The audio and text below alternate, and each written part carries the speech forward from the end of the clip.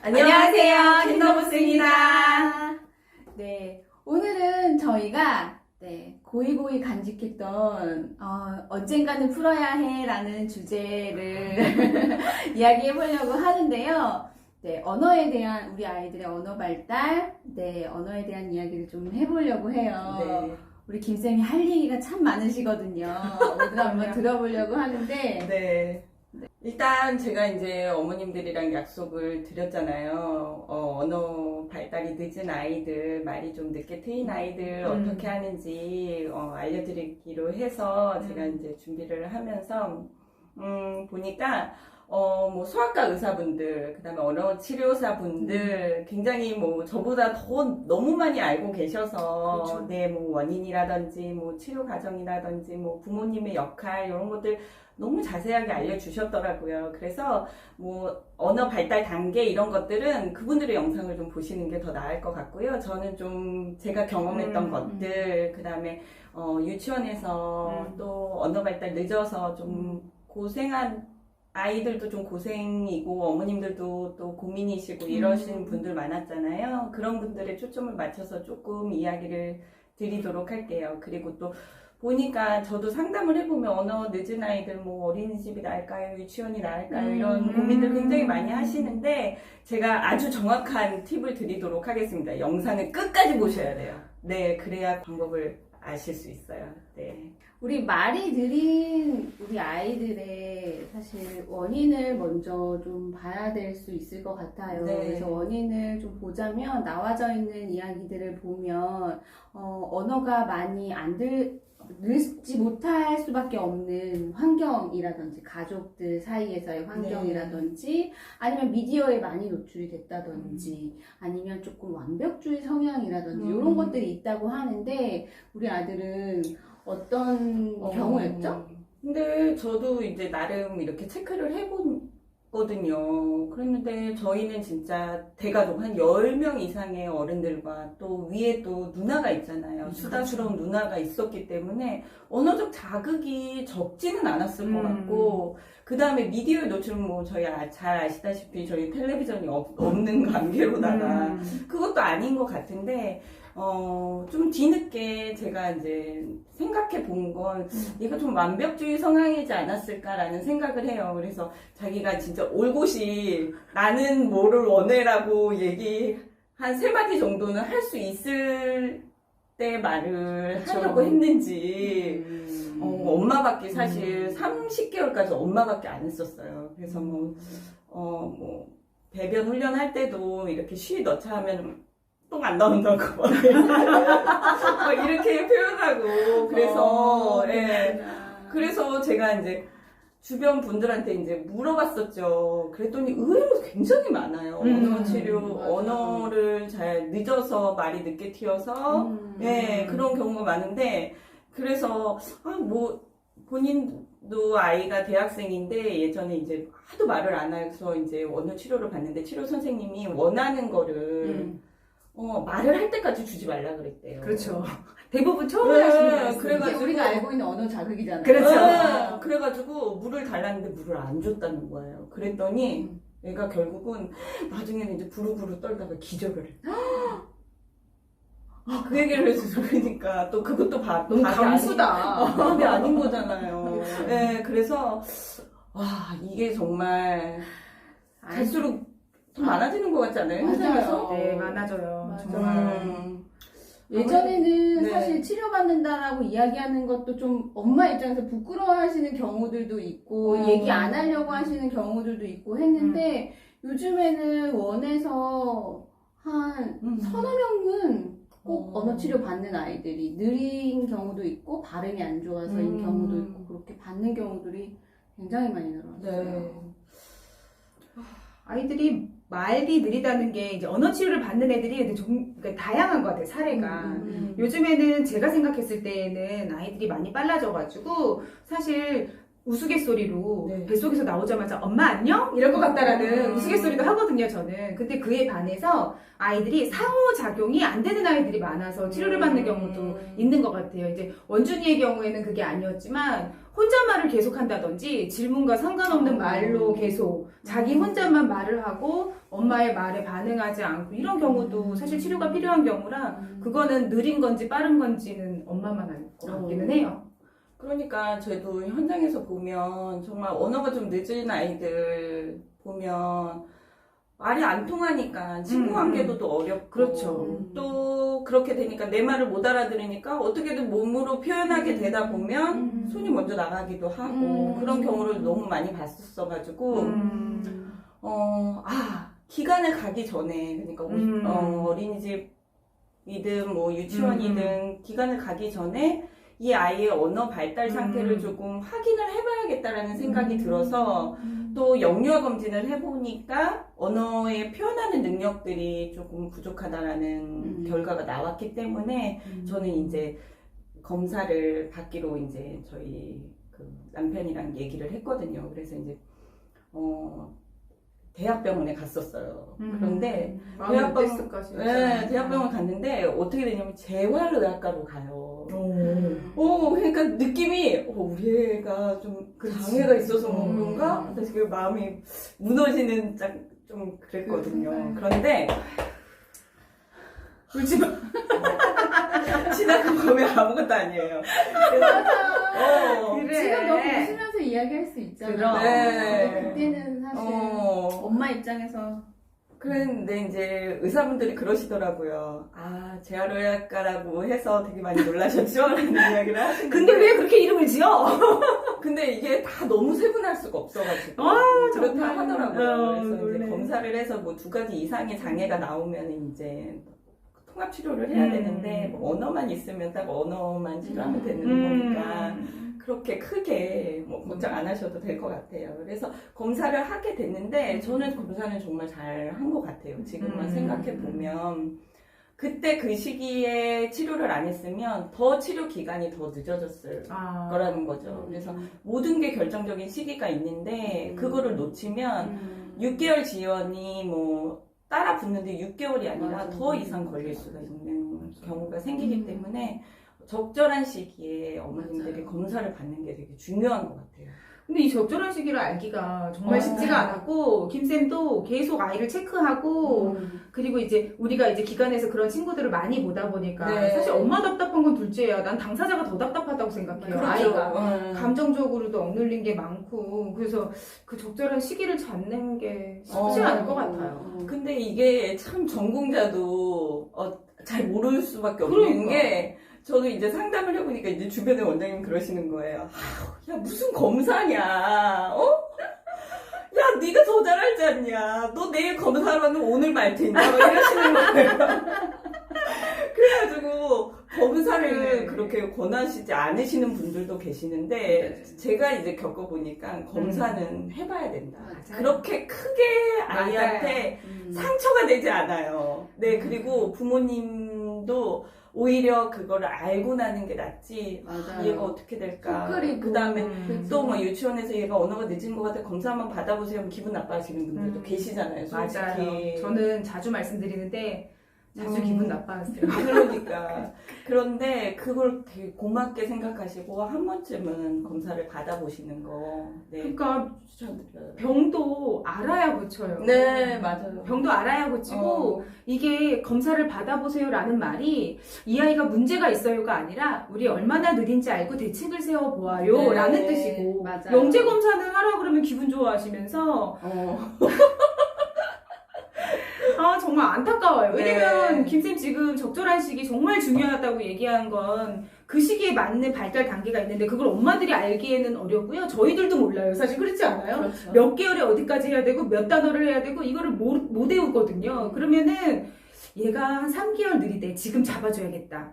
얘가 한 8개월 느리대. 그럼 지금 좀 더 달려야겠다. 이런 생각, 계획을 엄마가 하지 않으면 언어가 좀 느린 것 같아. 계속 꽂혀서 그 생각만 들어. 뭐만 해도 언어가 느려서 그런 것 같아. 뭐만 해도 언어가 느려서 그런 것 같아.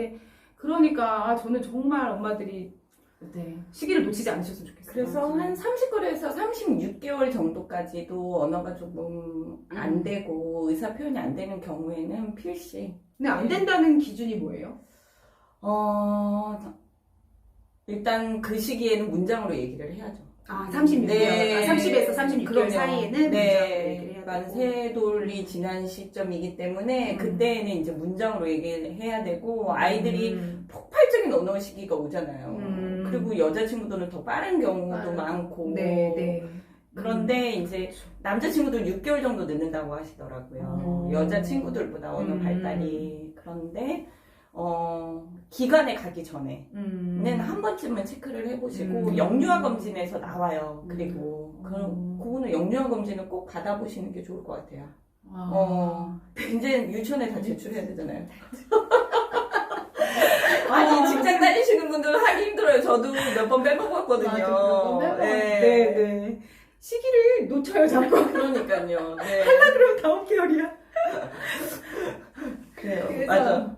그래서 치료 과정은 어떤 것들을 했죠? 그러니까 치료 과정에서 이제 한 일주일에 30분 정도씩이었어요. 30분에서 40분 정도. 근데 요즘은 그 지원들도 되긴 하더라고요. 저는 지원은 네. 못 받았는데 맞벌이 부부라서 그랬는데 지원을 받으시면 아주 저렴한 가격에 하실 수가 있어요. 그래서 가면 일단 저희 아이는 뭐 혀의 길이나 뭐 이런 거에 문제가 있는 건 아니었고 피지컬상의 문제는 네, 표현 언어만 이제 안 되는 거였기 때문에 제가 그 검사하는 그 과정을 보니까 그 듣고 문제를 이렇게 맞추는 거 보니까 척척척척 하더라고요. 그래서 제가 못 듣거나 못 알아듣는 건 아니었구나라는 거를 알 얼마나 정도로, 다행이었을까, 네, 그 마음이. 네. 그치.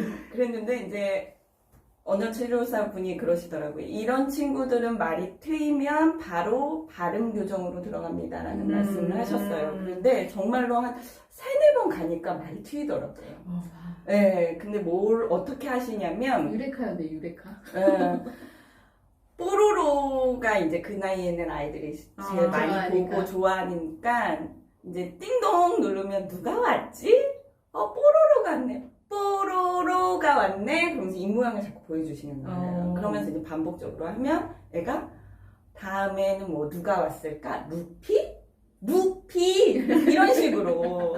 그래서 저희 아이는 그 선생님을 지금도 띵동 선생님이라고 해요. 네. 근데 원준이한테 너무 쉬웠을 것 같은데? 그런데 말을 하기는 쉽지 않았던 거예요. 그걸로 이제 말이 트이기 이게 시작하고. 패턴해지를 못했었으니까. 네.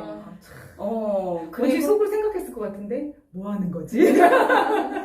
그렇게 하다가 이제 좋아하는 너 장난감 뭐 하고 싶어? 하고 물어보세요. 근데 저희 아들은 진짜 지금도 수학이랑 뭐 이런 거 되게 좋아하잖아요. 좋아하거든요. 그래 그때도 수를 많이 하더라고요. 뭐 500원이야 뭐 이런 거 계산기 있는 거 있잖아요. 그런 놀이를 되게 좋아하면서 말이 트였고 그 다음부터는 이제 발음으로 바로 들어가셨어요. 그래가지고 했는데 한 10개월 정도 일주일에 한 번씩 다녔고요. 발음을 어떻게 하셨냐면 종이에다가 이렇게 붙이면서 그림을 붙이면서 이거는 뭐 인형이야 인형 하고 이렇게 붙여서 그 밑에다 글자를 적어 주셨어요. 그러면 이제 그거를 주시면 저는 이제 집에 와서 퇴근한 다음에 아이한테 같이 몇 번씩 연습을 했었죠. 그래서 놀이 그 치료하는 과정을 보실 수 있게 해주시는 분들 계시거든요. 그러면 그걸 아주 유심히 자꾸 보시면서 똑같이 따라 하시는 게 되게 중요해요. 그래서 저 아는 언어 치료사 분은 녹음을 좀 허락해 주시면 녹음을 해서 그거 그대로 엄마랑 해보면 좋을 것 같아요. 왜냐하면 30분 갖고는 빠른 효과를 보기가 어렵잖아요. 그러니까 이때는 전적으로 부모님이 그 치료사분이 권하시는 데를 믿으시고 뭐 미디어라든지 이런 것들 다 끊으시고 하시는 게 좋고요. 이제 그 언어 치료사분이 이제 권하시는 게 이제 또래와의 상호작용을 이야기하시면서 이제 어린이집을 아무 기간도 안 다니고 있으니까 어린이집을 보는 건 어떠냐고 이야기를 하셨었는데 저는 사실 이제 언어도 안 되는 상태에서 이제 와서 어린이집을 가서 아이가 적응하고 이게 너무 힘들 것 같고 그다음에 유치원의 기간을 가는 게 얼마 남지 않았기 때문에 보내지는 않으면서 그때는 뭘 보냈냐면 한 2시간 정도 아이들 이렇게 신나게 놀이할 수 있는 네. 뭐 타 진골이라든지 뭐, 네. 네, 뭐 이런 거를 보냈었어요. 그래서 한 음. 일주일 3번 하니까 그것도 신나게 즐겁게 놀이할 수 있게 됐거든요. 그래서 치료 과정이 그렇게 힘들지는 않았다라는 거. 그리고 저는 되게 좋았어요. 아이랑 함께 그렇게 지금도 생각이 나거든요. 같이 큰 산을 넘어서 그런 거 치고 훨씬 예뻐요. 말을 늦게 트이는 애들이. 아 그래요? 네. 말을 늦게 트니까 왜 한 4살, 3살 때까지 엄청 이쁘다가 막 말 안 듣고 그러면은 또 안 이쁘, 4살 막 미운 4살 얘기하는데 저는 4살 때 말을 트니까 그렇게 너무 이쁘더라고요. 대견아 진짜. 있구나. 네, 대견하고 막 진짜. 난 말 튼 애들이 더 편해서 이쁜데 그래서 너무 좋았어요. 네. 3살부터 예뻤던 것 같은데 그러면 네. 아까 우리 처음에 어머님들한테 얘기하셨잖아요. 우리 말이 느린 아이 어린이집을 가야 하나요? 유치원을 가야 하나요? 어디 가야 되나요?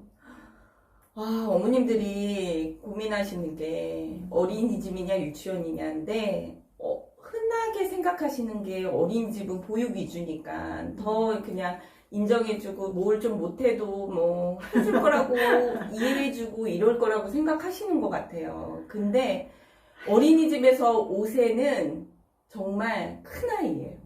어른이야. 네, 왜냐하면 영세 동생들이 줄줄이 있거든요.